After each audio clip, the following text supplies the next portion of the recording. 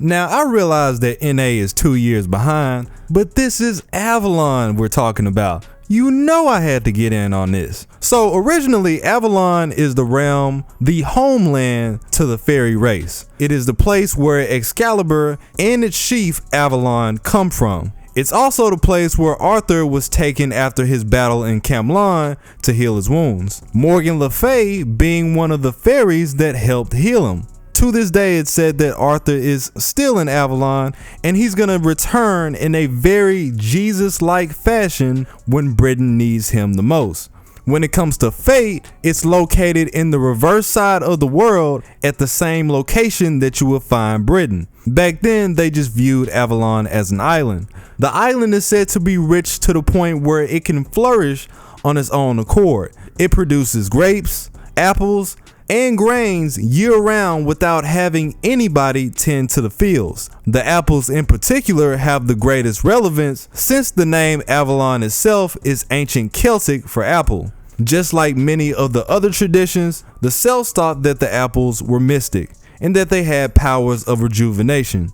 As the story goes, once you get to Avalon, you have 9 fairy queens that oversee the lands, with Morgan Le Fay being the ringleader. They are described in the real myths as knowing all the magic in the world, and the beings of their domain can live for hundreds of years. They specialize in flight, healing, and in some circumstances, even shape-shifting. Now, this is pretty important because Morgan plays an integral role in Arthur's story. And up until this point, we've never really seen her in action. She is, in fact, King Arthur's sister.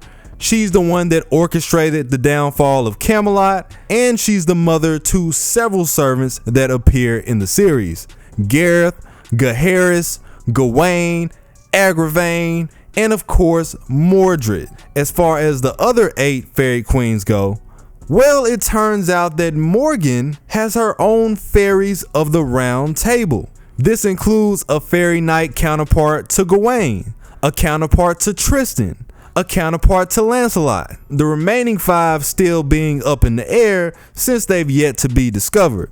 Then you have the sub-bells, which is basically incarnations of the planet Sol. They're described to be similar in nature to a true ancestor, and we know how the true ancestors get down. They can come in the form of male or female, and they're the ones that give birth to the Fae populace in general. Fae being the universal term for mythical creatures. That can be an ogre, a gnome, an elf, the list goes on.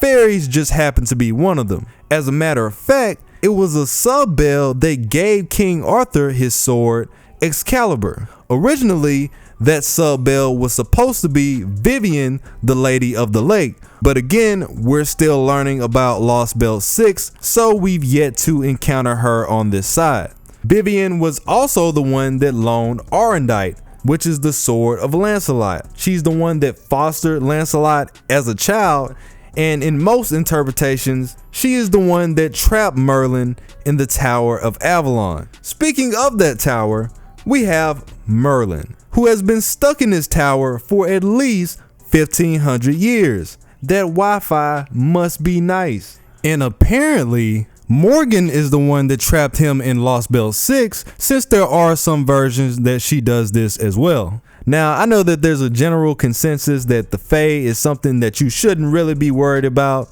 right? They're cute, they have wings, they fly around. Yeah, no, not at all. These guys are devious.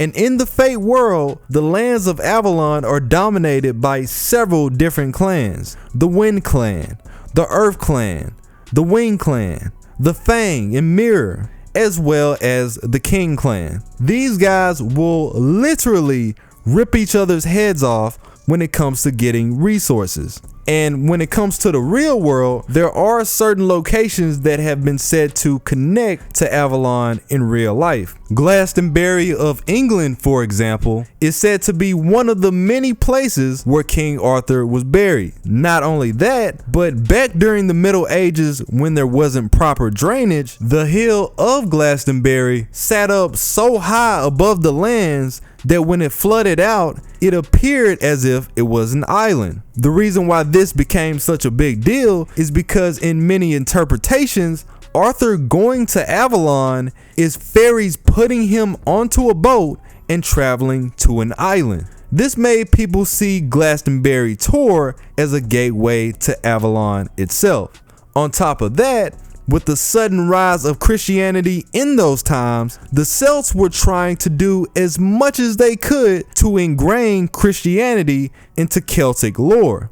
And in doing so, the narrative started to circulate that Joseph of Arimathea buried the Grail under the tower that's at the center of that hill. The same Joseph that was said to have buried Jesus in his tomb after he was crucified. Then you have Oberon, who is a character created by Shakespeare that's providing us with a lot of this information. His original background labels him as the Fairy King. He also goes on to tell us that Morgan has ruled Avalon for over 2,000 years, mentioning that she may have taken Vivian's authority as a sub-bell, which would explain why she has so much power. Another thing we gotta look at, all of a sudden, you have Foe who mysteriously wants no parts in the Avalon Lost Belt. Is it because he knows that there's something over there that might push him to the other side? That might push him into becoming the full-fledged beast, primate murder? We need to come up with some answers. I will say this, we gotta watch everybody in Avalon like a hawk. Because if they're really shapeshifters, like the OG lore claims them to be, somebody's lying. So who is it? Just saying. Several other things that are going on that are still being explored. Muramasa's in the cut. We have an appearance from one of the Sakura 5, Kazura drop. She's claimed to be the leader of the Wing clan in Avalon. And then on the side you have Mash wearing Merlin's cloak in the trailer. So what happened to Merlin? What did y'all do to my boy? This man has been sitting in the tower for ages minding his business. Let me find out that y'all did something to my boy. You know, they've already took down another one of my favorites. I've already seen the clips. It's always my favorites. Nobody else's favorites. Thousands of Faith fans out there. It's always my favorite. I just don't understand it. Anybody in the world. You chose to make him an example. Oh man. Oh man. I'm livid. Anyway, I will be tapping into this as information comes out.